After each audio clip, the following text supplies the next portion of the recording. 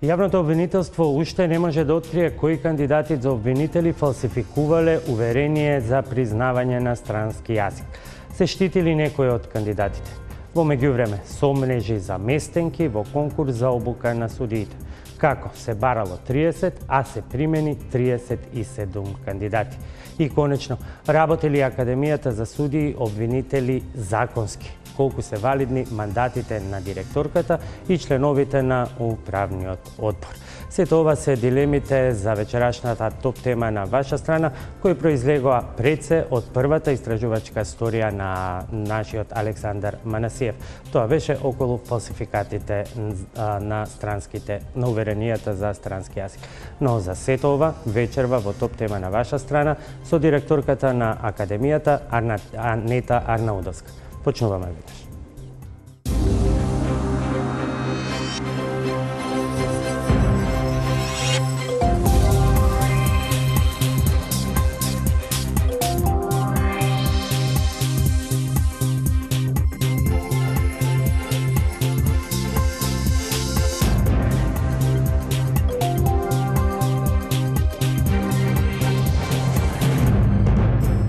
Добро вечер уште еднаш. Две истражувачки истории на топ тема на ваша страна го свртеа вниманието кон работата на Академијата за судии и јавни обвинители Павел Шатев. Првото беше објавено пред 2 недели. Сознанијата на топ тема на ваша страна дека дел од кандидатите за нови обвинители ги фалсификувале своите уверенија за познавање на странски јазик. Еден од неопходните и клучни услови за распишаниот конкурс. Втората произлезе деновиве. Сомнежи околу конкурс, исто така за обука на 30 суди, јавувања анонимни, но и анализа на резултатите, кои покажуваат промена на ранг листите, која што се случувала со редовните процедури за жалби и поплаки. Меѓутоа, како е можно со таквите процедури да се добијат дури и плюс 4 поени повеќе? Особено ако станува збор за сопруга на директор на јавно предпријатие.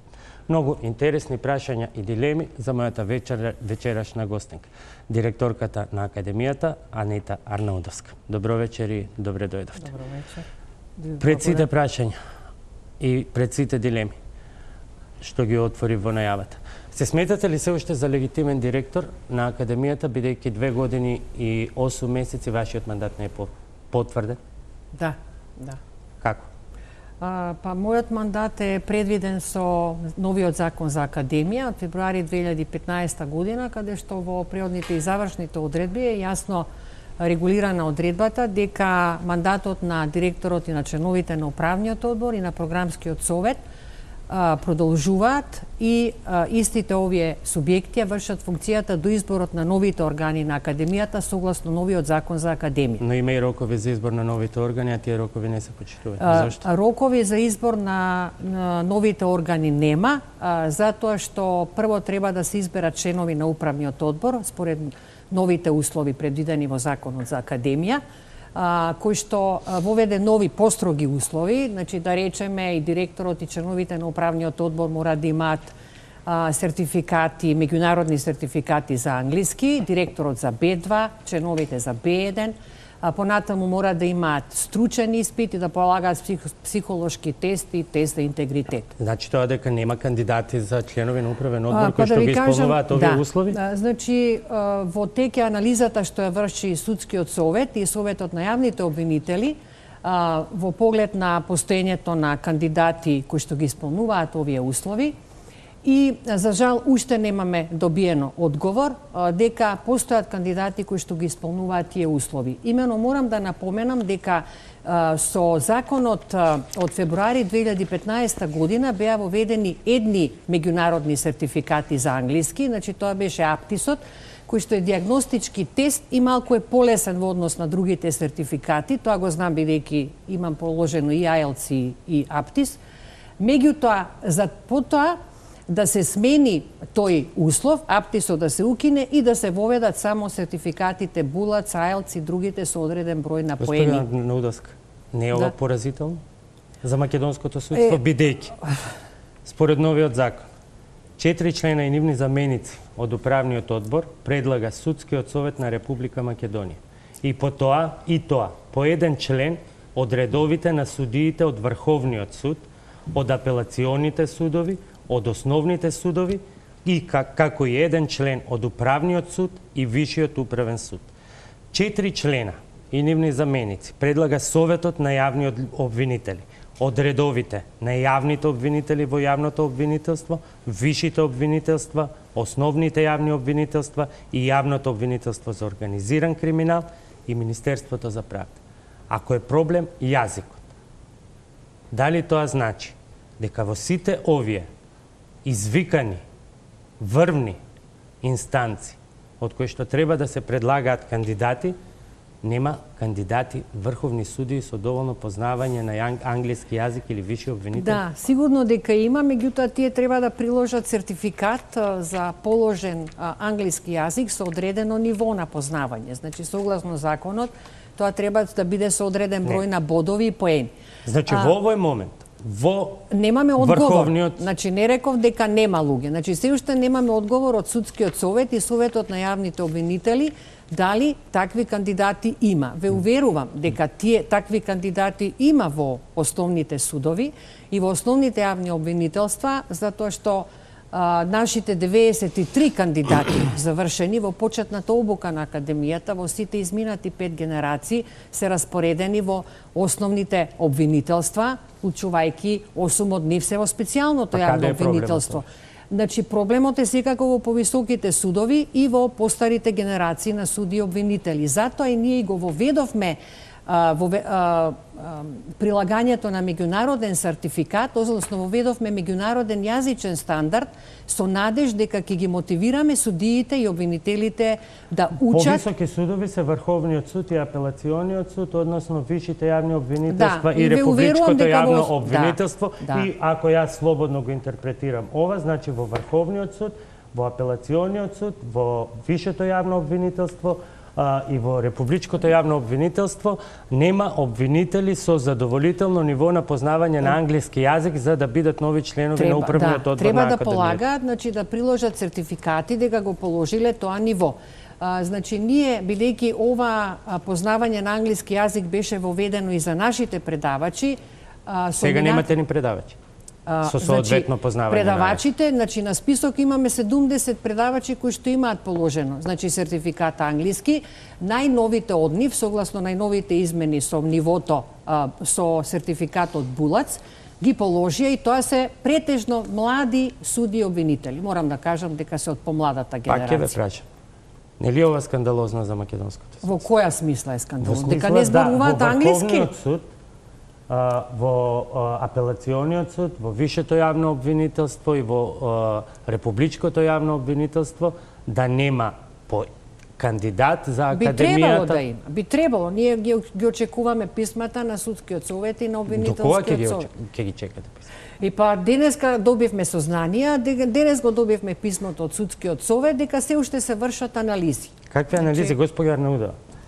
Новиот закон е донесен на 12 февруари 2015 година. Во него се вели дека важи од 18 февруари 2015 година, а примената почнува од 20 мај 2015 година, односно 3 месеци од денот на влегување во сила. Во истиот закон стои дека сите подзаконски акти и промени кои што произлегуваат од нив треба да бидат завршени во рок од 60 дена. Мојата пресметка покажува дека сите подзаконски акти и промени кои што произлегуваат од новиот закон треба да бидат завршени до 20 јули 2015 година. Ако законот стапил на сила на 20 мај 2015 година, денеска сме 29 мај 2017 година. Дали тоа значи дека Академијата сите овие години, бидејќи крајниот рок за подзаконските акти е јули 2015, дека Академијата овие 2 години има незаконски директор, незаконски членови на управен одбор и со тоа се што тие сработиле може да биде доведено во прашање. Не, никако. Ве уверувам дека тоа не е така, бидејќи роковите не може така да ги сметате, затоа што ние во согласно... Како ги сметате вие? Согласно сите законски рокови, тие што ги наведовме, ние ги донесовме сите подзаконски акти. Меѓутоа, согласно таа одредба завршна од Законот за Академија, функционираат органите и понатаму, бидејќи мора да функционираат и да се исполнуваат сите активности на Академијата. Тука вели, ги извршуваат нивните надлежности до избор на органите на Академијата согласно овој закон. Меѓутоа, не се органите на Академијата согласно овој закон треба да бидат избрани после донесувањето на подзаконските акти од тие 60 дена. Тие 60 дена завршуваат, пак ќе кажам, 20 јули 2015 година.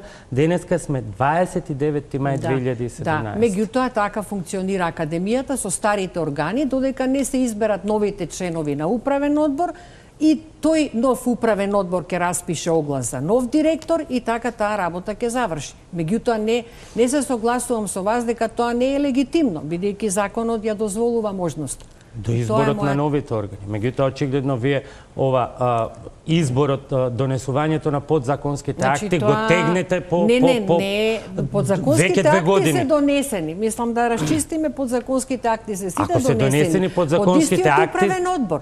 Ако се донесени подзаконските акти, значи агенцијата дека Академијата во овој момент има нов статут. Според тој нов статут треба да има и нов управен одбор, а го нема. Нема. Значи затоа што треба да се изберат новите членови по новиот закон. И ви реков, мислам, нема што да повторувам повеќе пати. Ама до кога ќе чекаме? 2 години се во прашање. Не чекам јас, значи директорот го избира и именува и го разрешува управниот одбор на Академијата. Но првата задача која што е напишена во вашите задачи е грижа за законитоста. Да, грижа за законитоста. Согласно некакви морално-етички принципи не си дадовте оставка. Не треба да дадам оставка, бидејќи мојот мандат е точно определен во законот. Јас не одлучувам за изборот и разрешувањето на директорот, ниту влијаам на објавувањето на огласот. Последната одлука за ваше именување на 22.9.2010 година и завршила на 22.9.2014 година. Од тогаш Анита Арнаудовска како судија нема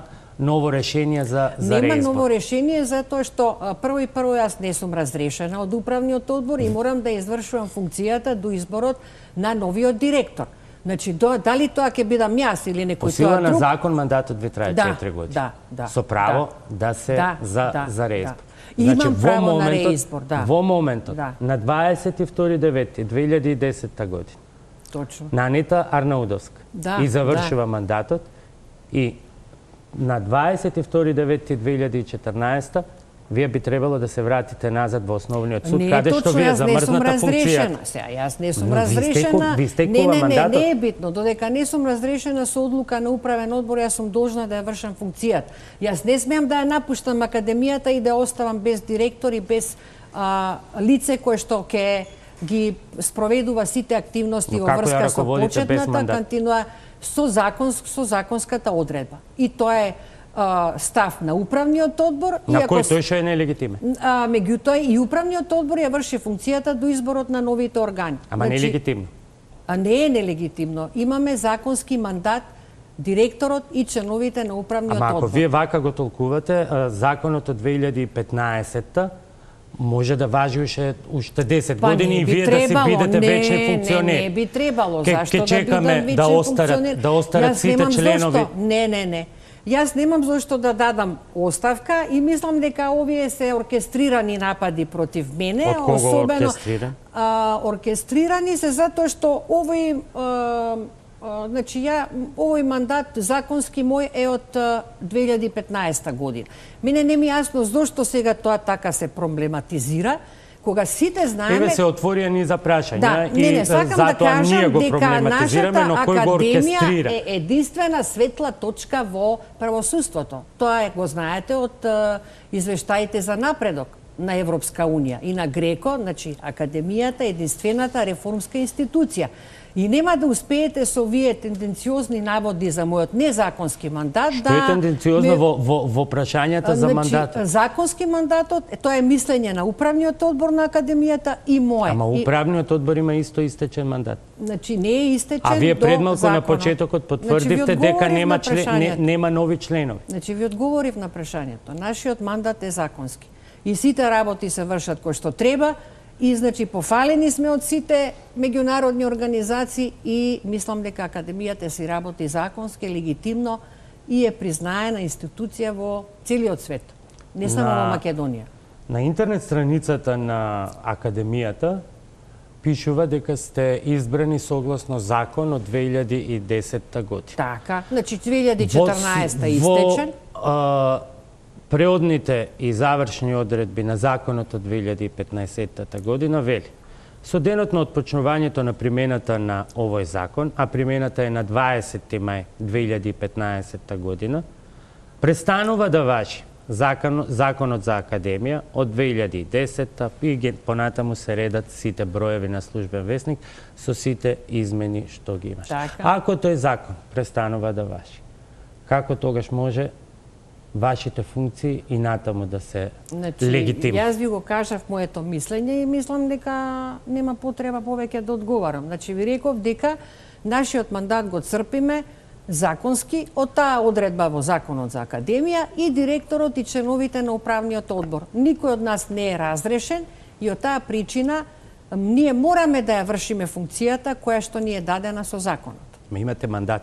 Мандатот престанува. Па да, мандатот, ама не сум разрешена. Мандатот не е разрешувањето оди по друга категорија. Не е констатирано престанувањето на мандатот. Во ниеден момент од управниот одбор. Дали лично чувствувате потреба и одговорност да се заминете бидејќи ова е незаконски? Затоа што после сите оние значи напори што сме ги вложиле за основање на Академијата од нула да почнеме, и да ја направиме призната институција во светот, воопшто не. Тоа е во ред, за тоа добивте ордени, меѓутоа не значи дека треба да продолжите да работите и да функционирате незаконски. Јас мислам дека кога ќе се создадат условите за избор на членови на нов управен одбор, кога ќе се распише оглас, тогаш ќе одлучам. Кога ќе биде тоа? Па би требало да биде наскоро. Ама веќе 2 години го нема.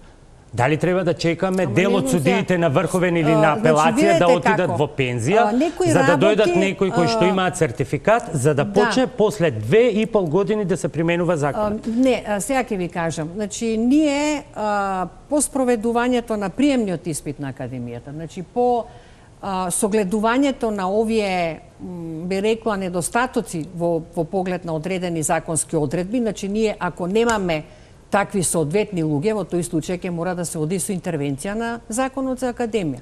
Значи, нашиот управен одбор веќе, како резултат на предлозите на стручната служба на Академијата и недостатоците што се воочени од другите органи, значи програмскиот совет, предавачите, веќе спремја еден комплет на предлози да се изменат некои одредби од законите. Значи, ако нема, ако да речеме не можеме да обезбедиме предавачи со сертификат англиски од Врховниот суд, од јавното обвинителство на Македонија, секако ние сме во голем хендикеп ако немаме предавачи од врховните судови, значи од врховните инстанции.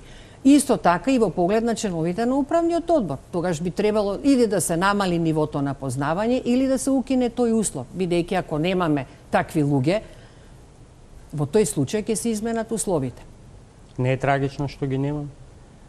Па видете, јас сум од ретките суди и директор кој што се залагам за да полагаат англиски јазик и да учат и француски.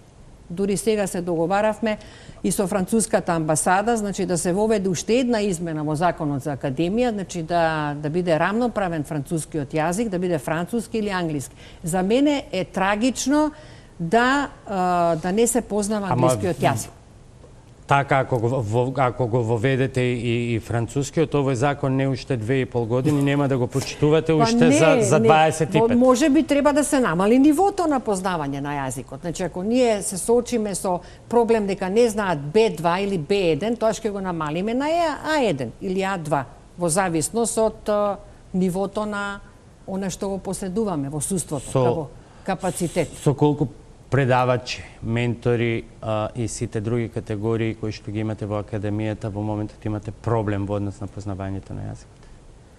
Значи, во поглед на суди и обвинители кои што имаат положено англиски јазик и се предавачи, тоа се обично помладите, да речеме ние сме сега срекни дека веќе како предавачи може да се јават и завршените академци од првата генерација, тие веќе имаат искуство од 6 години како суди и обвинители и секако на нив се ослонуваме. Меѓутоа, ни недостасуваат предавачите од високите инстанции. Од Врховен суд, Јавното обвинителство на Македонија, Уставниот суд и така, значи тие повисоките инстанции. Колку тоа се одразува на квалитетот, бидејќи велите ова е квалитетна институција? Секако се одразува и заради тоа ние со управниот одбор се договоривме да се предложи таа измена во поглед на предавачите да не се бара познавање на англиски јазик, макар што ако ме прашате мене, јас лично сметам дека и предавачите треба да го знаат англискиот јазик за да ги читаат и пресудите на Страсбург и да можеме да ги испратиме и на студиски патувања и престои и така натаму. Сега сум ептен збунет. Ајде. Како толку високи критериуми за слушателите, ако предавачите имаат послаби познавање од англиски јазик? Тоа се постари генерации. Ако немате соодветни кандидати за членови на управен одбор од Врховен и од апелација, а немате и предавачи од овие судови? Значи, тоа е моменталната состојба. Значи, ние ја користиме и можноста да ги покануваме и професорите на правните факултети како предавачи и други експерти. Значи, од невладиниот сектор, од разни институции, од меѓународната заедница, меѓутоа пак ја нагласам дека ни недостасуваат предавачите со големо животно и професионално искуство кои што можат да ја презентираат судската пракса на кандидатите. 13 члена има моментно според стариот закон и според некои толкувања нелегитимниот управен одбор, според вас легитимниот. Колку од нив имаат соодветен сертификат за јазик? Не знам, не до сега не сме им побарале сертификат за англиски, немало потреба. Затоа што судскиот совет ќе ги предложи тие 4 члена на управниот одбор. Значи, ние не можеме да се мешаме во работата на судскиот и обвинителскиот совет. Меѓутоа, еве, претседателите и на судскиот и на обвинителскиот совет моментно се членови на управниот одбор. Како и, впрочем, и првиот обвинител републички. Имаат тие сертификати? Не знам да ви кажам. Не сте проверили? Не сме провериле, немало потреба да ги проверувам. Меѓутоа, мислам дека знаат. Мислам дека Зврлевски оддел на меѓународни конференции дека знае англиски. Не зборуваме за знање, зборуваме за потребните сертификати. Не знам да ви кажам, за сертификат не. Од овој момент, по 2,5 години непочитување на законот, кој што вие не го признавате, односно велите дека не е така, може ли да проектирате кога ќе почне овој закон да се примени? Па добро, јас не можам да проектирам затоа што мислам дека наскоро ќе ги добиеме тие последни известувања и се надевам дека иако нема во моментот суди од Врховниот суд што поседуваат такви сертификати, дека имаат високо ниво на познавање кој што можат само да го докажат со сертификатот. Ако сакат, може да полагат. Значи, има такви луѓе, меѓутоа нема сертификат. Не знам суди во Врховниот суд што можат да го положат тоа ниво на англиски јазик. Не име стимула академијата? Молам? Не име стимула академијата, па не сакаат да го положат или? Па не верувам. Ние пред да се воведе овој сертификат, огромен број од судиите на Врховен суд беа предавачи во академијата за суди и обвинители. Значи немавме никаков проблем со судиите од Врховен суд. Меѓутоа очигледно сега е проблем од сертификатот, сертификатот, веројатно и ќе се врши интервенција во законот. Нема тука. Значи академијата мора да си опстане. Сакам да кажам дека академијата е поставена на здрави темели и кој директор да дојде и управен одбор, значи концептот на академијата си функционира. Почетната обука си тече, континуираната обука, меѓународната соработка. Кога ќе решите да го применувате законот, вие или сите кои што сте задолжени, сите субјекти околу ова, Ќе се кандидирате повторно? Не знам. Не знам, не можам, не сум размислувала за тоа.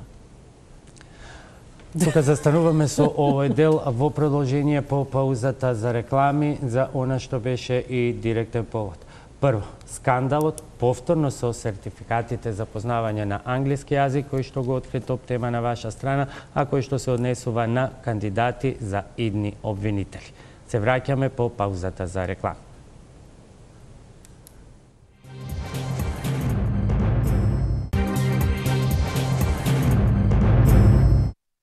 Добре дојдовте назад во топ тема на ваша страна.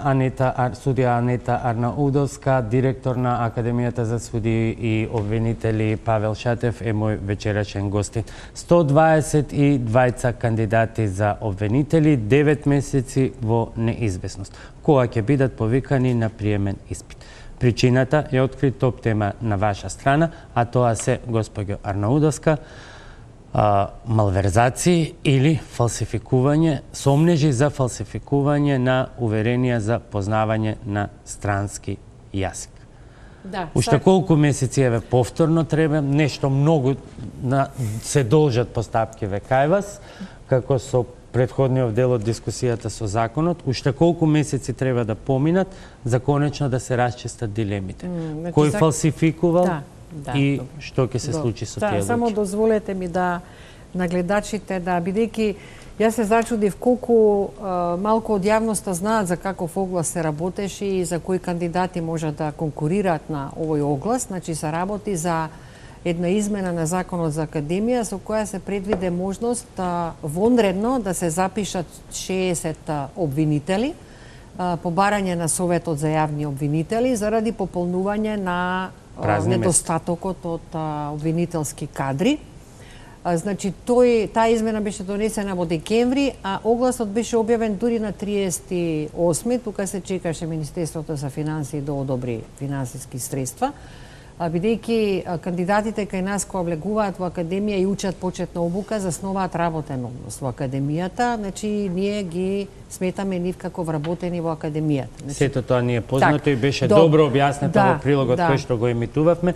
Додиме дел по дел. Дел, да. Во првиот обид и наша комуникација преписка, согласно Закон за пристап до информација од јавен карактер, вие одбивате да дадете било каква информација. Во првата се прогласувате дека не сте имател на информацијата. Во втората признавате вие, односно вашиот службеник, дека не постапил согласно член 18 став 1 од Законот за пристап до информации и, бидејќи вие не сте имател, што беше чудно бидејќи комисијата е ваша, во таа комуникација, не сте ги проследиле до надлежниот орган, за што следува и соодветна санкција по законот ако тоа не се стори. Тоа е првиот дел од постапката. 15 мај е датумот годинава кога Телма ја објавува историјата. Академијата истиот ден на уште едно прашање молчи. На 16 мај председателот на Советот на јавни обвинители Петар Јанески го признава скандалот и на 16 мај вечерта вие испраќате демант до телевизија Телма. Појаснување, не беше демант. Насловен е демант, во кој што го признавате исто скандалот, меѓутоа едно е чудно. Цело време се повикувате на почитување на презумпцијата. Како цело време важи презумпцијата, се до 16 мај кога скандалот пукна и вие со вашето појаснување практично го признавате сето она што ние го баравме од вас претходно. Така, добро. Ви благодарам. Јас сакам да ви честитам што ја отворивте историјата. Ние како Академија... И покрај тоа што вашите служби не лажеа? Не лажеа. Ке објаснам, само дозволите ми да ви кажам како се случи се. Значи, Академијата за суди и обвинители по завршување на рокот за огласот, после 10 дена, мислам дека јасно кажа во писменото појаснување, до Телма прими писмена анонимна пријава со наводи за сомненија за фалсификати на сертификати. И истиот ден ние поднесовме до Основното јавно обвинителство Скопје. Од тој момент, бидејќи предистражната постапка е тајна, Академијата и вие како директор. Јас како директор одговорен за законитоста на работењето. Значи, веднаш ја проследив анонимката до основното јавно обвинителство Скопје и од тој момент, значи, тече предистражната постапка која што е тајна, согласно член 289 од ЗКП. Значи, правите разлика меѓу предистражна постапка и истражна. Истрагата е против определено лице за определено кривично дело за кое што има основано сомнение. Бидејќи се уште не е фазата на истрага, туку е предистражна постапка и значи ние сме врзани со начелото на тајност, согласно член 289. Мојата дилема е како месец дена од како почнува нашата преписка, точно. Вие сте врзани со начелото на тајност, а тоа начело на тајност исчезнува на 16. Не, пак сме. Вие го прекршувате на 16. Значи, не исчезнува, затоа што во моментот кога го баравте вие првото барање, значи, обвинителството не излезе со јавно соопштение дека води предистражна постапка. Ако ние ви кажеме кои имателни информации, значи ќе кажеме дека има истрага. Ние не сме овластен орган ние тие за информации гонење. ви ги посочивме во нашите прашања. Тоа е ваша работа, меѓутоа ние не сме орган на прогон, па вие да се обраќате до нас. Вие ќе се обратите до основното јавно обвинителство Скопје, односно до јавното обвинителство на Македонија кој што е централизирано ги. Но вие велите, вие велите дека цело време сте ја чувале презумпцијата и затоа затоа вашите органи не ни одговарале. Меѓутоа во демантото или објаснувањето на 16 мај велите дека го објаснувате сето ова што ние месец дена. Пак ја чуваме презумпцијата на него. Значи не разбирате. Зашто тогаш месец дена не ни одговорите? Кога ние ве прашавме дали е точно, еве ги прашањата. Дали е точно дека има фалсификувани и дека заради тоа е победена постапка. Не може да ви кажеме. Значи ние можеме од како излезе основното обвинителство, односно од како излезе. Основното не излезе господинот Петар Аневски, меѓутоа прашање е колку бил овластен да дава такви информации за постоење на предистражна постапка. Значи тоа е негова одговорност што излезе со таква јавна изјава и секој од нас треба да се одговара за јавно искажање од збор. Значи вие чекавте некој прво да ја прекрши презумпцијата, па потоа да ја прекрши Аневски, па вие се огласите без проблем. Вие извртувате тезата. Наместо јас очекував, бидејќи вие ве сте ја открила оваа сторија, очекував Телма како наш сојузник да не поддржите во борбата против криминалот, зашто ние ако сакавме да ги скриеме пријавите, тие ќе беа уште во фиок. Значи, пријавите и сертификатите се дадени сите 122 на обвинителството. Вашите служби, на службено барање. Ама тоа не е, тоа е... Значи, Закон за пристап до информација е еден од многуте битни инструменти за транспарентност. Вие врз основа на тој закон нас не лажев. Не се согласувам. Јас многу добро ја познавам праксата на Европскиот суд за човекови права и бидејќи сум кривичен судија и 12 години работам во Совет на Европа, многу добро ги знам правилата за односите меѓу судството и медиумите. Значи, една работа е барањето за пристап до информации. Тоа барање вие не може да барате кој гони. Значи, тоа барање се упатува до основното обвинителство. Не, вие ги извртувате нашите прашања. Не, значи, јас ние ги вас ве прашуваме прво. Дали е точно дека се откриени фалсификати и значи по вашиот одговор е ние не сме имател на информација. Не сме имател на информација. Ама добро се, јас ви кажувам се вие вашето, јас моето. Ние потоа ве прашуваме. Доколку не сте имател на информација, дали сте постапиле согласно законот за пристап до информација, вие велите не. Да, значи не може да ви кажеме кои имателни информации, бидејќи треба обвинителството. Обвинителството одлучува во кој момент и дали воопшто ќе извести јавноста за постоење на предистражна постапка. Дали вие знаете во моментот или јас колку имам предистражни постапки пред обвинителство? Никој од нас не знае. Така? Затоа што се тајни. Меѓутоа, кога веќе Аневски признава, Аневски нема право да признава и да дава изјава. Ги признава деталите, дава изјава, вие веќе на 26 велите има анонимка фалсификати. Според праксата на Европскиот суд за човекови права, кога еднаш објавена информација, таа веќе не е тајна. Готово. Тоа значи има пракса на Европскиот суд дека таа информација е јавно објавена. Меѓутоа, ние повторно ќе останеме на ставот и на обврската, согласно ЗКП, да не обелоденуваме информации од тие постапки. Значи, прво ќе ви кажам две работи. Значи, вие треба да не поддржите дека сме ја покренале таа цела постапка, а има два услови зашто е тоа, зашто сме биле внимателни со тие информации. Затоа сакам да ме сослушате. Прво се работи за категорија на кандидати за кои што знаеме од каде потекнуваат, бидејќи огласот е само за стручни соработници, така. Значи тие луѓе работат. Значи па да, за мене е тоа поголем срам, бидејќи јас сум кривичен судија и сум работела 10 години стручен соработник во основен еден. Нашите сомнежи се токму за тоа. Дали вие на овој начин, односно обвинителството или советот на обвинители се обидува некого да заштити? Ве уверувам, значи затоа што се работи за категорија на луѓе кои што веќе работат во судиите како може да работат во судовите и обвинителствата луѓе за кои што има сомнежи дека не може, направиле... бидејќи ете тука е презумпцијата на невиност, значи дека не се докаже вината, не смееме да ги прогласиме за виновни. Но се сеќавате колку ваши колеги од прекршочен суд беа суспендирани во оној голем случај, нивните имиња беа објавени во јавноста, дел од нив добија потоа ослободителни пресуди. Меѓутоа, во моментот кога се дознаа сознанијата за потенцијалните кривични дела кои што ги направиле, односно држење под фиока на предмети, тие беа сите суспендирани. Ние сега имаме потенцијални стручни соработници во основно јавно обвинителство. Ако се докаже дека се виновни, кои што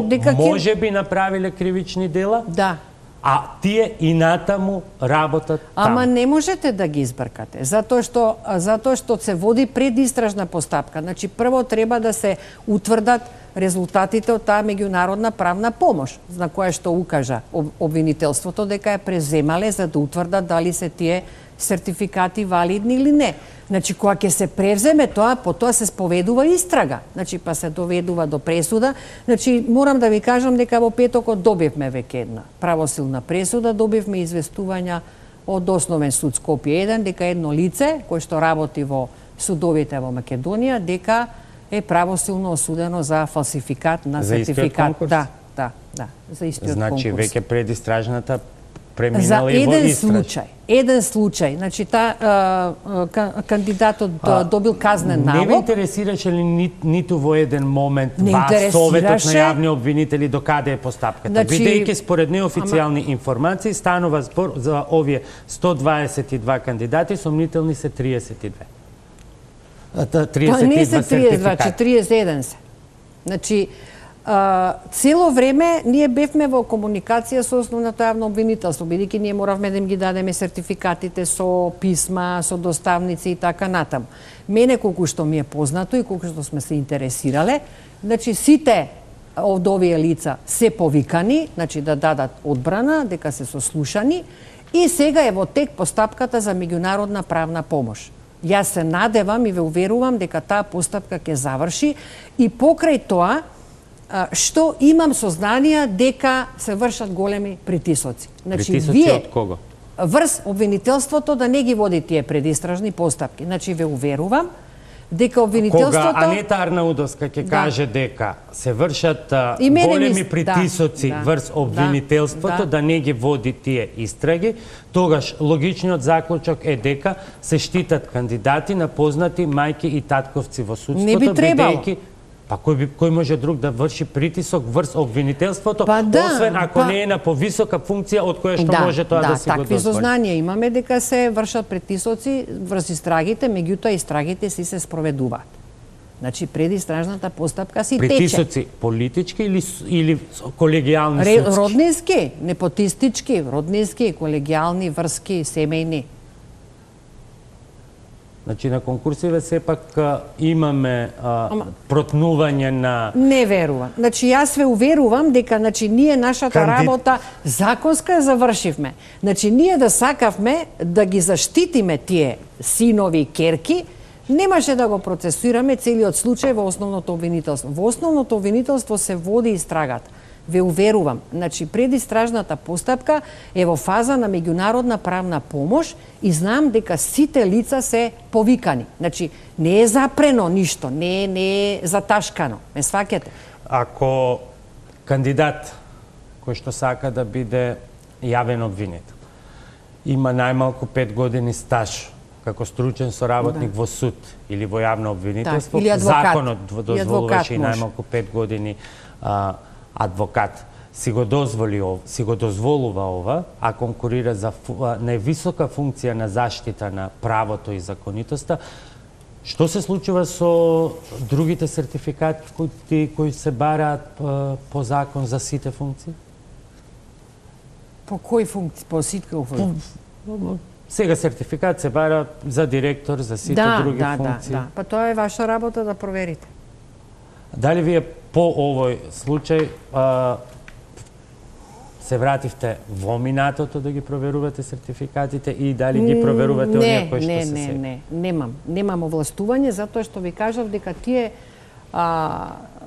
веднаш по анонимната пријава, сите, значи, анонимната е дадена, сертификатите се сите пратени, без оглед тоа што во анонимката пишуваше дека одредени сертификати се. И јас предпоставувам дека таа анонимна пријава, сега анонимна е затоа и анонимна, бидејќи не знаеме кој е идентитетот на подносителот, мислам дека од страна на луѓето што имаат положено. Таа стигна во писмена или во електронска форма? Писмена форма беше стигната со приемен печат, веднаш е проследена во обвинителството и потоа на барање на обвинителството се проследени сите сертификати. Значи не сакавме да има ниеден сертификат во Академијата оставен.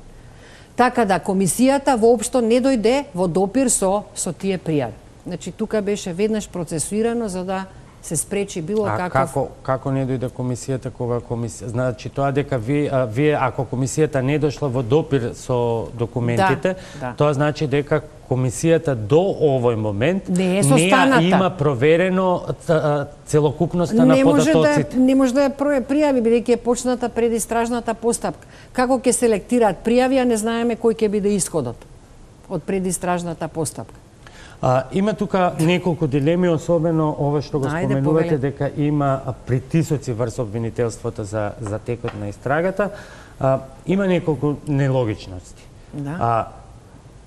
Конкурсот се темели на се менува законот за да се задоволи итноста од потреба на јавни обвинители. Законот се менува во декември 2015 година и важи една година, со него се поставуваат пониски критериуми, други критериуми, бидејќи обвинителството, Советот на јавни обвинители констатира дека има недостаток од јавни обвинители. Меѓутоа, понатаму, барањето кај вас, Советот на јавни обвинители не го праќа до 31 март, 31 март кога му е законскиот рок. Вие зборувате за редовните огласи. Значи, редовните огласи, празните судски обвинителски места се праќаат до 31 март. Значи, меѓутоа се работеше за вонреден оглас. И само за редовниот оглас важи дека е 31 март и до септември треба да се спроведе испитот. Но никаде тоа во измените на законот не го вели. Се вели дека има потреба и дека се спроведува согласно законот за Академија. Не, вонреден беше, затоа што ние во тој момент го спроведувавме приемниот испит за петата генерација и заради тоа став беше на управниот одбор да се почека со објавување на огласот за тие 60 обвинители, за 60 празни места, за да се приврши процесот со приемниот испит на петата генерација кои што веќе учат, веќе 3 месеци во Академија. Значи, сакате да кажете дека не важеле тие 15 дена од како сте го добиле барањето на Советот да го објавите конкурс? Не. Мислам дека не можеме да го објавиме огласот бидејќи чекавме финансиска согласност од Министерството за финансии за 60 луѓе. А мислам дека тогаш дали беше некој околу планирање на избори на април, на парламентарни избори, не можам да се сетам. Дојдовме до вистинската точка.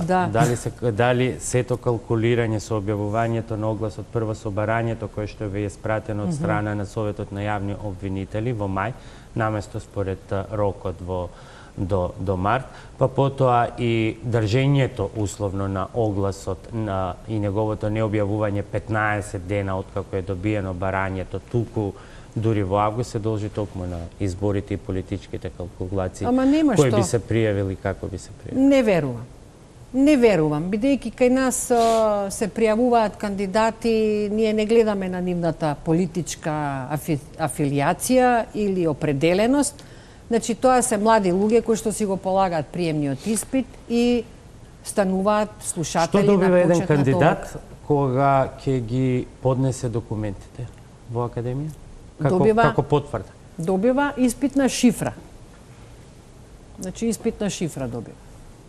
Како може да се добие таа испитна шифра без претходно комисијата да утврди дали е документацијата целосна или не? Значи, комисијата немаше воопшто можност да дојде до тие пријави, затоа што се проследи предметот во обвинителство. И си се води истрага. Моето прашање е како добиле шифра без претходно шифра се добива од лицето овластено за прием. Така ни е по правилникот за приемен испит.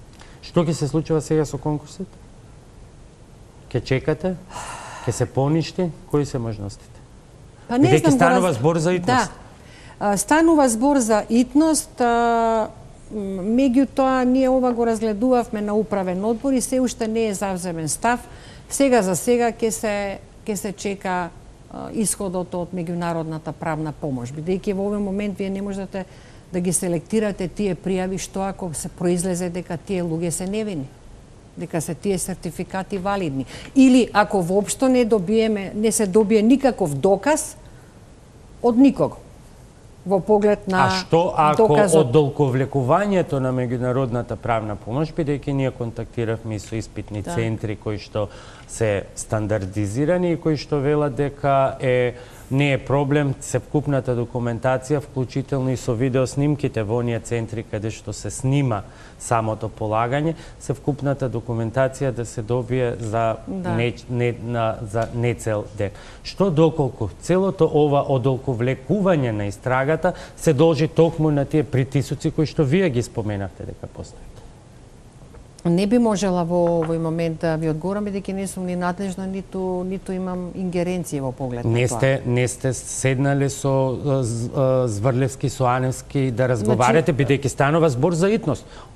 Обвинителството нема обвинител. Да, познато ми е, меѓутоа во овој момент не се врши таков притисок. Значи во овој момент не се врши тој притисок веднаш да се процесуира тој оглас, мислам да се заврши селекцијата, бидејќи селекцијата не може да се заврши. Значи треба управниот одбор. Вие имате пред себе оглас, имате изменет закон со сосема изменети услови кои што важи година дена. Не е одлучено. Се надевам дека ќе одлучи управниот одбор што како академија не чувствувате одговорност да прашате луѓе, вие баравте вие баравте итност, сега молчите зошто?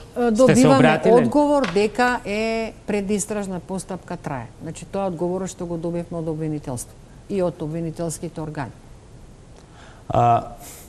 Уште еднаш овие 122 може да бидат мирни дека нема да се поништи?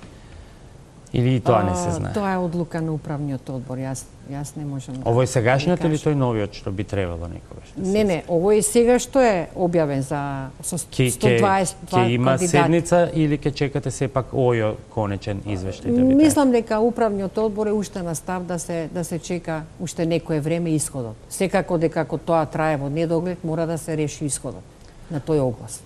Во меѓувреме имаме сомнежи и околу приемот на 37 наместо 30 кандидати на оглас за суди.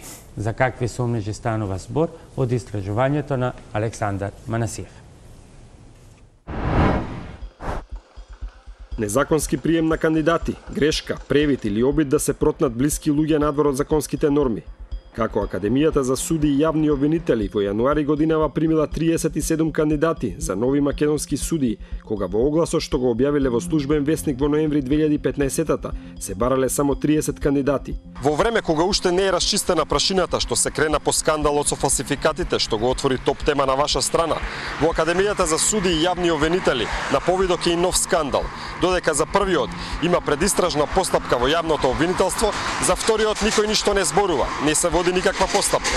Се обидовме да откриеме како за 2 години колку што траел целиот процес, бројот на судии се зголемил за 7, но и како била спроведена селекцијата.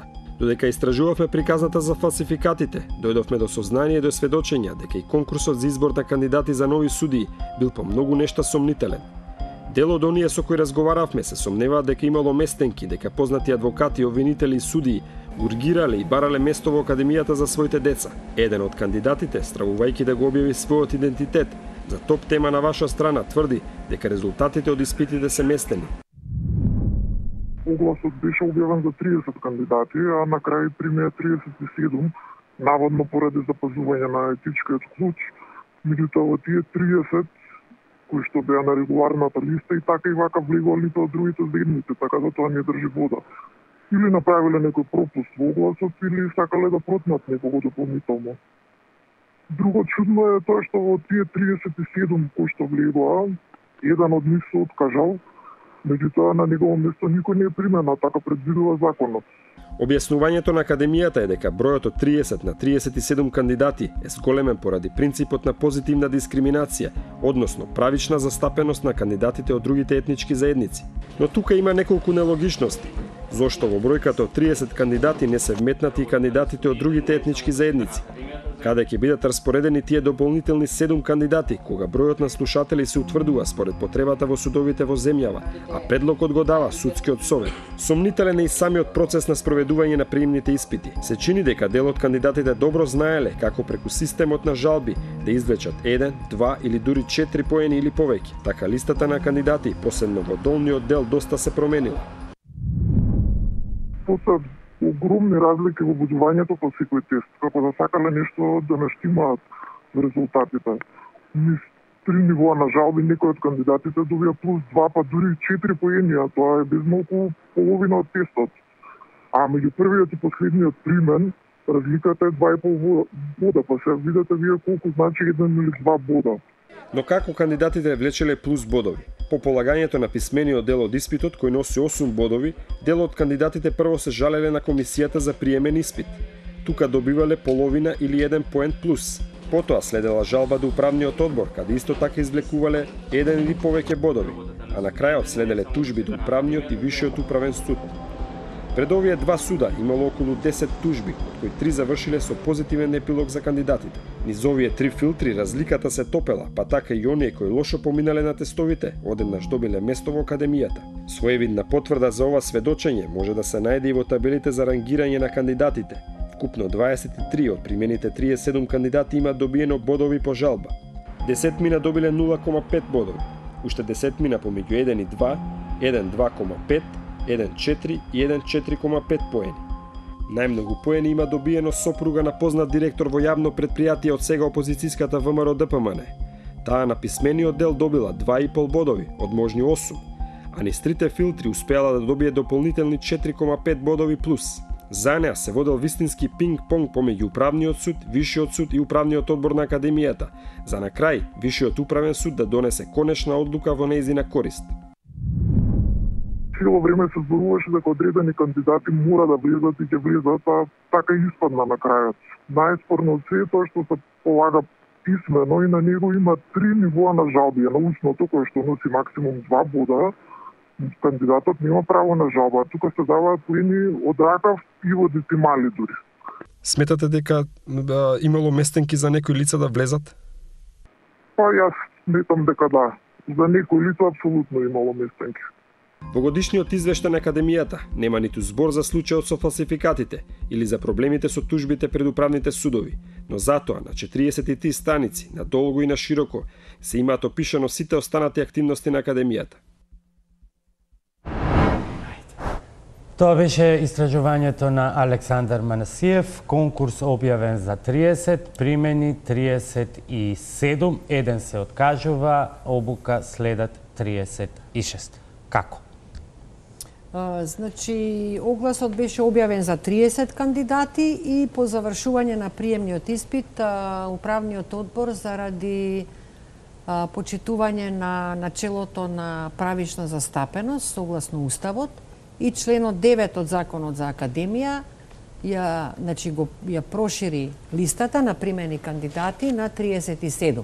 Значи беа примени плюс 7 кандидати од заедниците и тоа 6 албанци и 1 влав. Врз основа на кој Членот законот, управниот Член 9. одбор. Член 9 вели при да. селекција на кандидатите за прием во почетна обука на Академијата, Да. без да се нарушат критериумите предвидени со овој закон, се обезбедува соодветна и правична застапеност на граѓаните кои им припаѓаат на сите заедници во Република Македонија, без да се нарушат критериумите. Так. Но, има уште еден член, 56, го знаете, а за гледачите вели: вкупниот број на слушатели на почетна обука се определува врз основа на одлука на Судскиот совет на Република Македонија, земајќи ги в предвид вкупниот број на слободни места за судии, кои ќе се пополнуваат по завршувањето на почетната обука. Од каде право на управниот одбор, надвор од одлуката на Судскиот совет, да се го дополнува оглас? Значи, во управниот одбор на Академијата членуваат и председателот на Судскиот совет, и председателот на Советот на јавните обвинители, и председателот на Врховниот суд и јавниот обвинител. Сето тоа е во ред, меѓутоа секој оглас се базира на официјална одлука за потребниот број на кандидати. Во оваа одлука вели 30. Да, меѓутоа ја прошири. Управниот одбор врз основа на што? На Уставот и на член 9 од Законот за Академија. Значи, она што беше 30, ја проширија за уште 7. И јас не гледам проблем во тоа да учат и заедниците. Затоа што овие луѓе го имаа положено испитот. Значи, не е нарушен критериум. Никој не го доведува тоа во прашање, туку проблемот е дали, како што покажуваат претходните огласи, бројката за правична застапеност треба да биде вкалкулирана, дури и позитивната дискриминација, во вкупната бројка која што ја определил Советот. Тогаш ке имаше дискриминација, тогаш ке требаше наши 7 луѓе да извадиме и да ставиме 7 од заедниците. Значи, ова беше соломонско решение, значи да останат тие 30 што положиле и да се прошири листата. Значи, вие можете да замислите кој ќе беше оштетување ако последните 7 од луѓето од тие 30 беа исклучени. А што добиваат сега? Сега добиваат да учат. Што е со фактот дека имаме само 30 слободни места? Што ќе прават оние 7 на кои што нема да најдат работно место? Одобри. Значи, кој одобри? Самиот Министерството за финансии даде финансиска согласност уште за тие 7 луѓе, значи тоа е чисто во поглед на финансискиот дел. Зборувам за потоа. Немаше проблем, затоа што обвинителите имате потреба од 60 места се види, така да мислам дека и најголемиот... Госпоѓа Арнаудова, според закон, сите кандидати подпишуваат меница, односно се обврзуваат дека ќе ги вратат парите, колку е сумата? Не, ако се откажат. Ако се откажат. Ако се откажат, да. Во ред. Што значи дека по завршувањето на обуката, тие се должни да работат во судот или во обвинителството, во спротивно околу 140.000 евра треба да ја вратат на држава. Значи нема да ја вратат, тие ќе бидат избрани, бидејќи сега само Судскиот совет има недостаток од 40 или 50 суди, а обвинителството со оние 60, мислам дека нема да има проблем да бидат избрани. Што хипотетички доколку потребата остане и натаму само од 30 суди. Кој ќе ги компензира овие 7 кои што не смеат никаде да работат по тоа? Ако не каде ќе работат? Каде ќе работат ако има потреба само од 30 суди? За сите тие кандидати ќе се најде место. Ве уверувам во судовите или обвинителствата, бидејќи ние имаме сега нов принцип на почетна обука.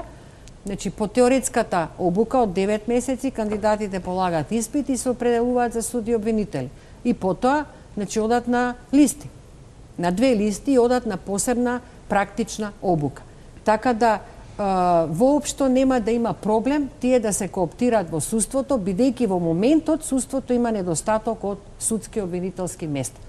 Меѓутоа, во моментот кога се проширува листата, не се знае. Може, има 30. Затоа што вели тогаш можело да останат и без работа. Тоа е одлука на управен одбор, без сваќате.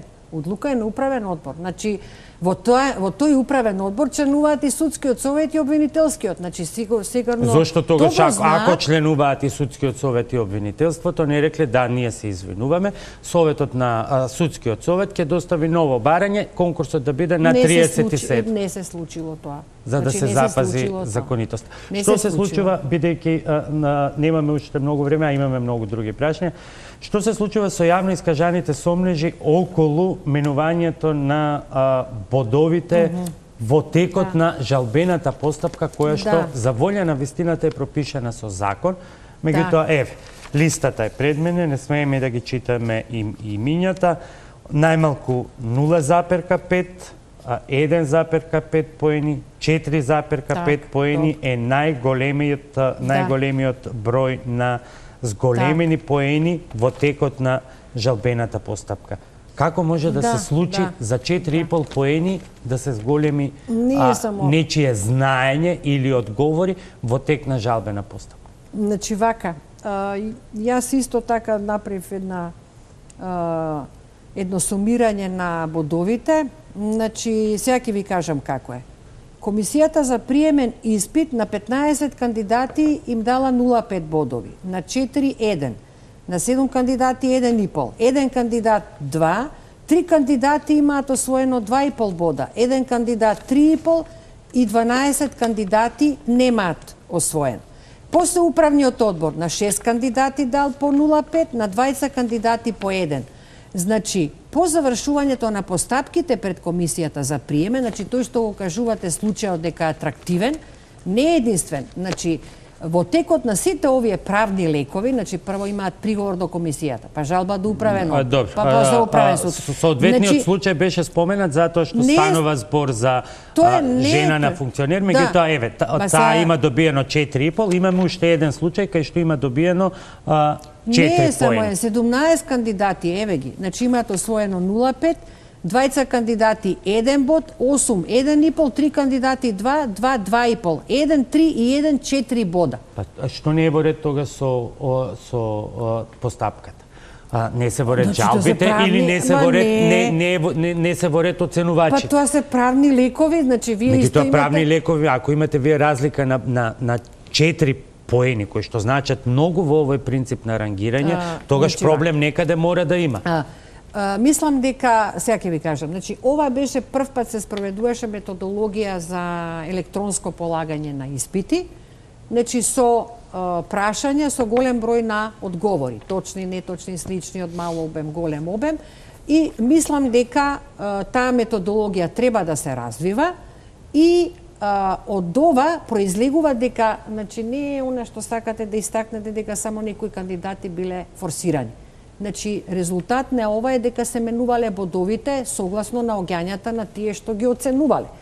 Значи вие знаете дека ако е електронски, тогаш факторот на грешка треба да биде уште повеќе неутрализиран, а не да имаме вакви диаметрално огромни разлики. Точно, ние ги воочивме овие недостатоци, би рекла, во поглед на методологијата на правењето на прашањата и одговорите, и тоа ќе се усовршува во един. А во овој момент, значи вие ги имате одлуките на управните судови се објавени. Значи како е дојдено до секој бод е убаво објаснато во секој од овие одлуки. И јас сметам дека нема некоја незаконитост. Тука би сакал да погледнеме дел од изјавите на ваши колеги, кажани во изминатиот период, во неколку дебатни емисии на кои што ги третиравме овие прашања, па да ги прокоментирам. Ајде. Имаме ние овде скандал за скандали.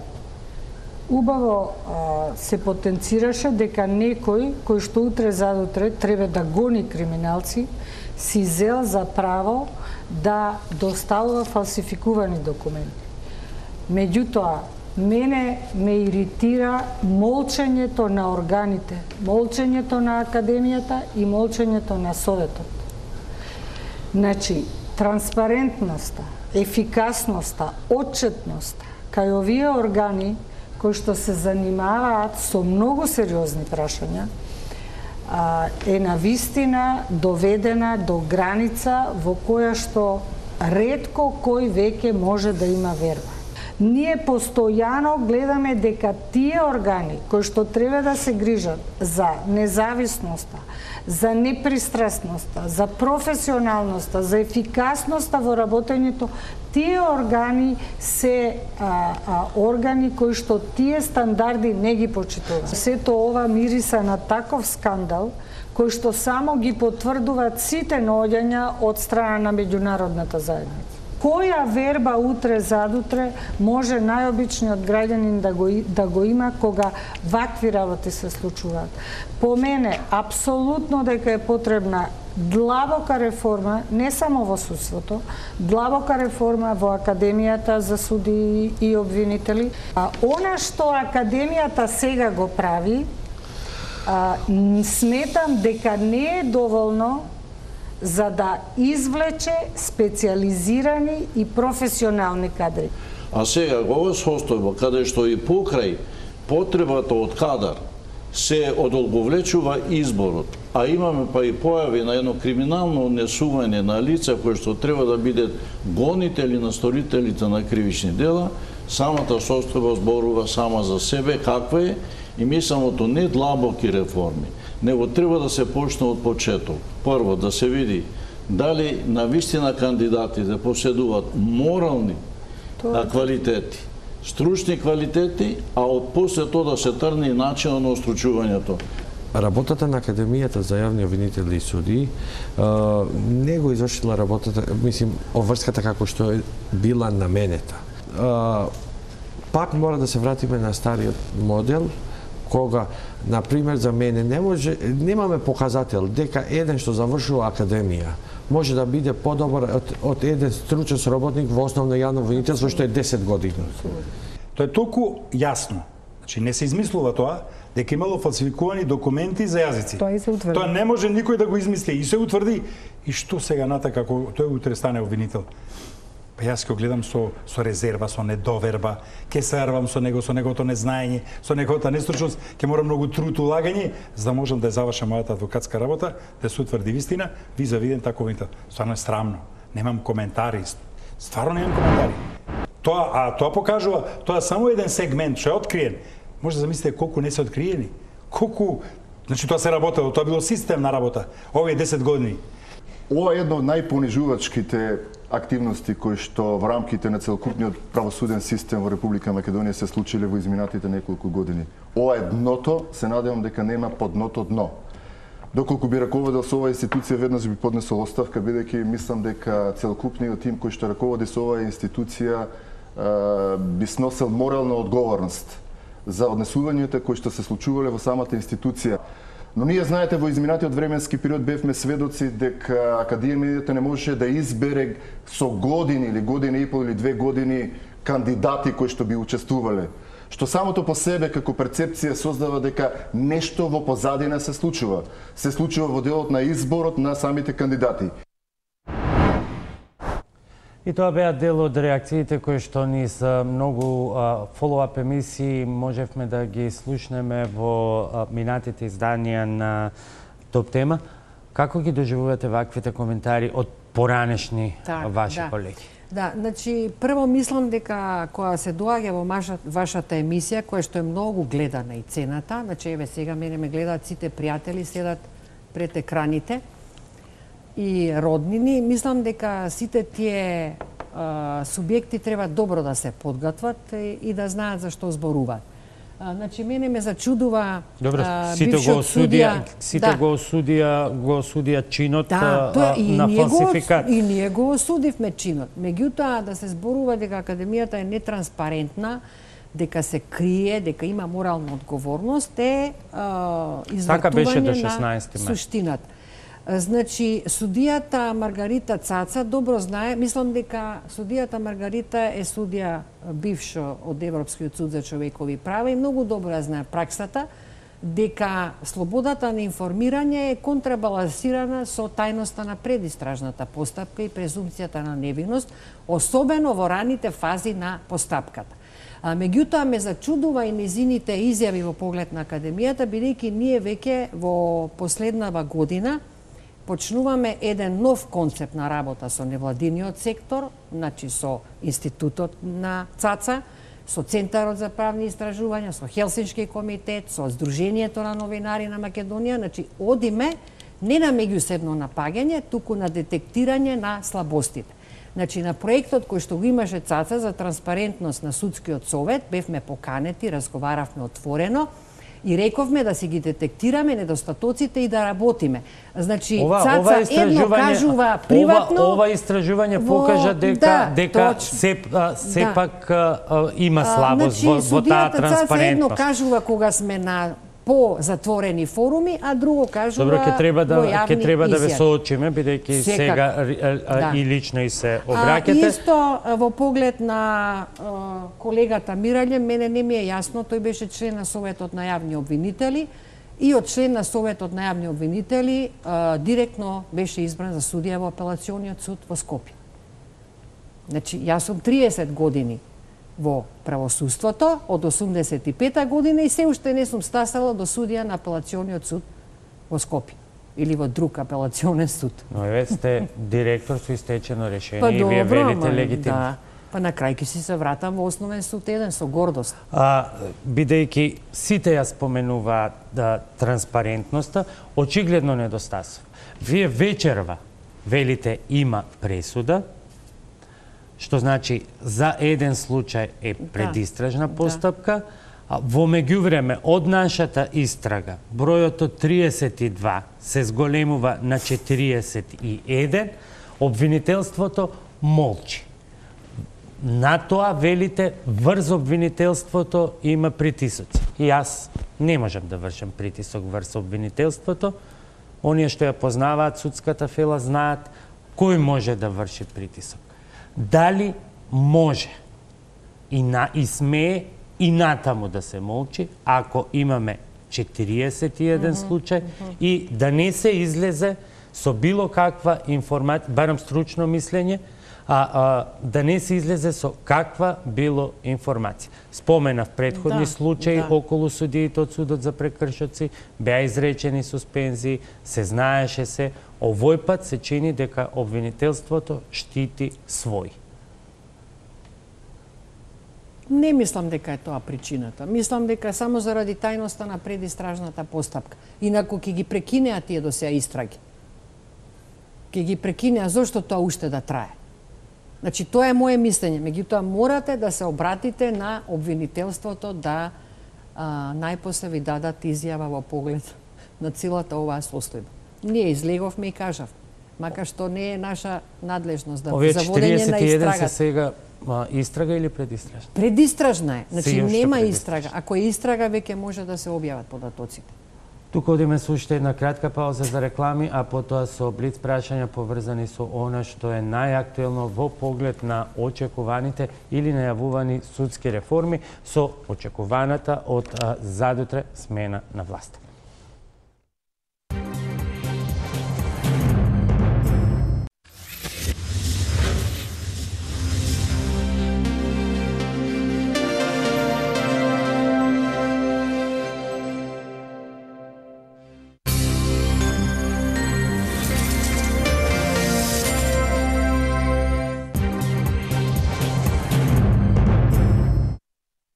Топ тема на ваша страна, Арнета Арнаудовска, директор на Академијата за судии и јавни обвинители. И еве при крајот малку порелаксирани прашања.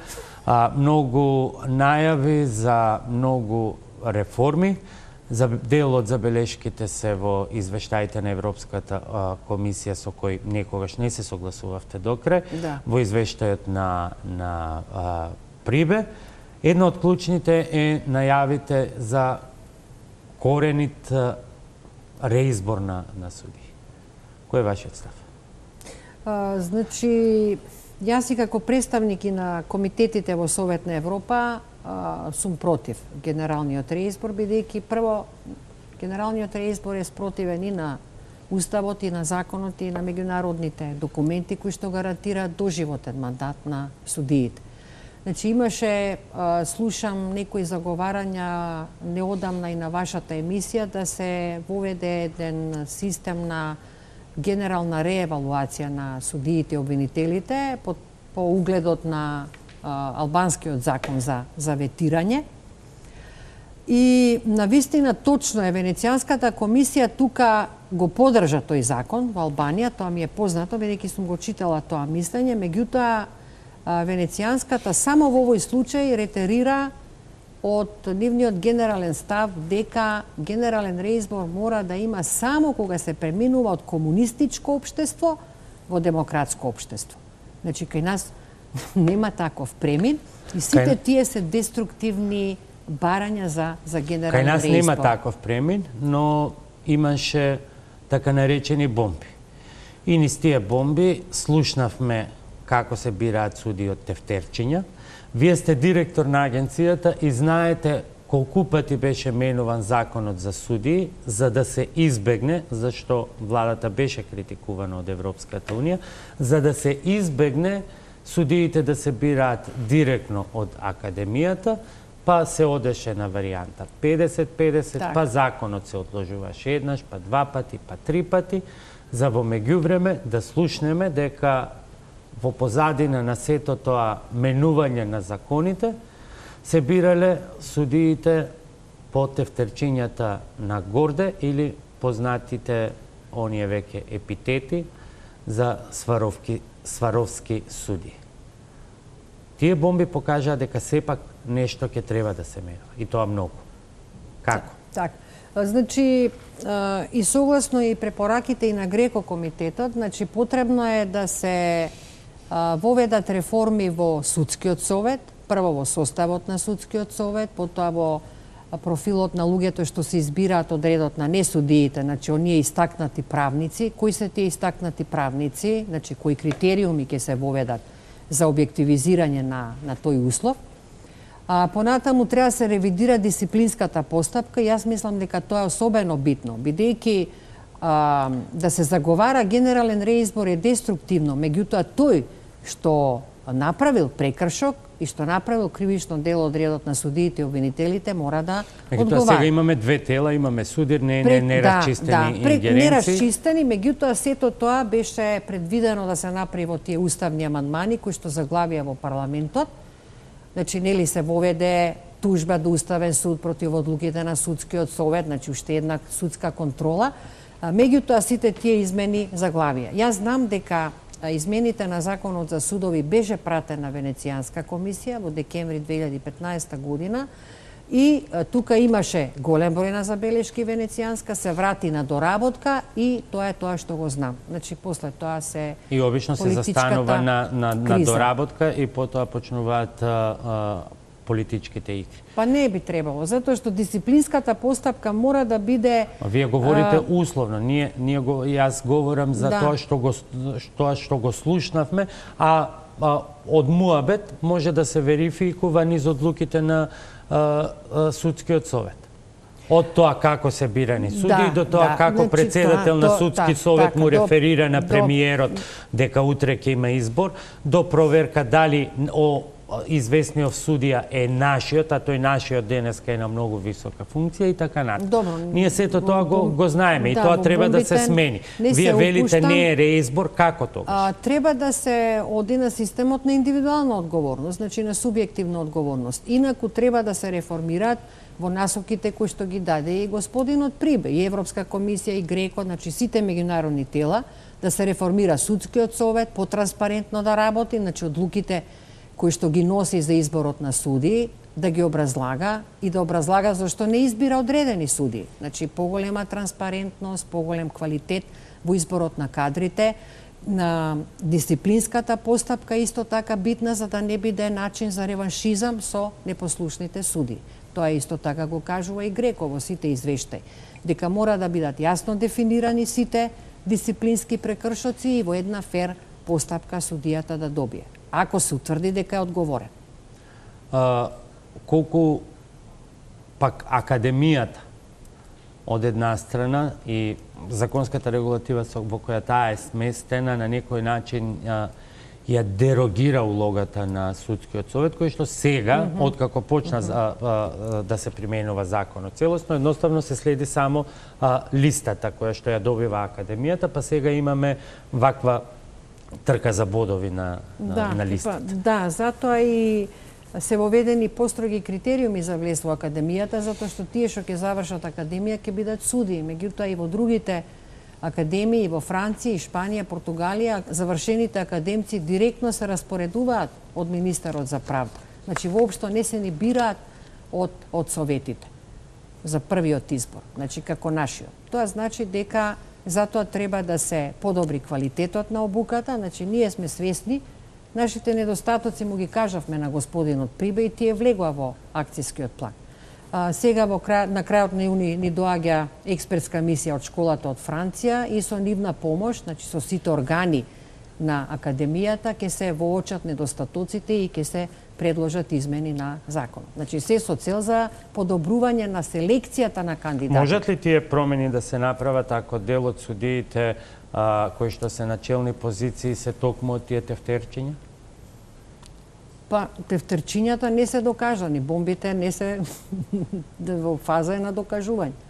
Не можам да се упуштам во... Но сведоци сте што се случуваше во изминатиот период во Кривичниот суд, сведоци сте што се случуваше во Врховниот суд, каде што 3 пати се менуваше совет за да се донесат одредени одлуки. Тука не би можела да коментирам одлуки на Врховен суд, тие се конечни. На крајот повторно ќе ве вратам на почетокот. На кое дередже е македонското правосудство ако 2,5 години не може да се спроведе новиот закон за Академијата, односно во највисоките инстанции, Врховниот суд, Апелациониот суд, Републичкото и Вишето јавно обвинителство нема судии со доволно ниво на познавање на англиски јазик за да бидат и членови и предавачи на Академијата. Па мислам дека нивото на познавање на јазик и сертификат не е причина за некакво дередже. Значи, состојбите во македонското судство се добри, значи треба да се подобрат и да се реформираат одредени институции. Меѓутоа, тоа не значи дека треба сега да ги стигматизираме судиите на Врховен суд дека немаат доволно ниво на познавање на јазик. Ако е тоа така, тоа ќе ги смениме условите за познавање. Има ли непотизам во судството? Па има во секоја професија непотизам. Секаде има деца и керки. Во Академијата, во која смисла?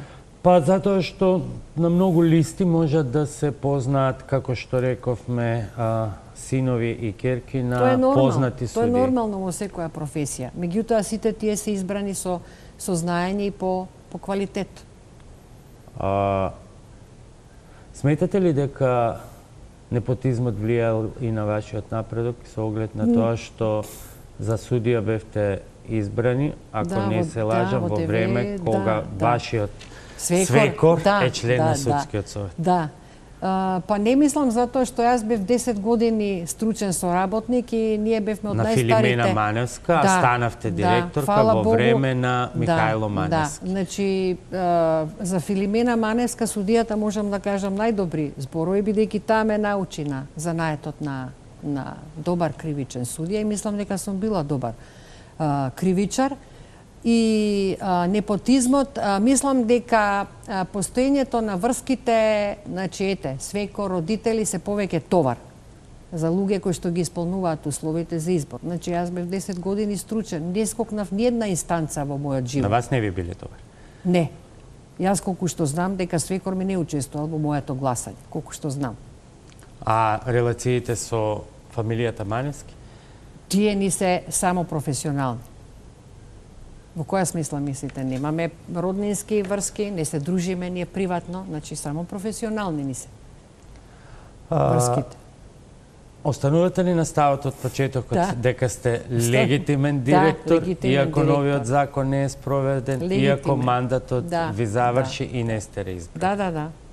Сосема сум сигурна во тоа и мислам дека не е во ред јавно да се кажуваат зборови, како завчера народниот правобранител, што кажа на интервјуто 21 дека треба да ме уапсат, и тоа со зборовите да ја уапсат Б, затоа што подпишува без мандат, бидејќи можел да го прочита законот за академија. Но во секој случај, кога народен правобранител ќе го каже, и тоа е институција чие читање на законот може да се смета за релевантно, како и вашето читање на закон. Се предпоставува дека го прочитал законот, но очигледно не го прочитал. Штом се излета со таква јавна клевета. Ќе го тужите? Не знам, ќе размислам. Да ве поздравам и да ви се заблагодарам како поранешна, актуелна ВД директорка или она како што ве најавив. Директорка со завршен и непродолжен мандат. Директор. Добро, не мора такви етикети. Не се етикети, констатации. На поканата и се надевам дека пак ќе ме поканите.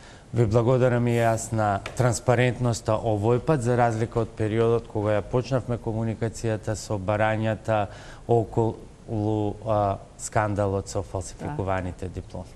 Почитувани, тоа беше се во вечерашната топ тема на ваша страна. Анета Арнаудовска, директор на Академијата за судии и јавни обвинители, за сите дилеми и контроверзи кои што се појавија во последниот период околу оваа институција. Останете и натаму со програмите на Тел. Hvala.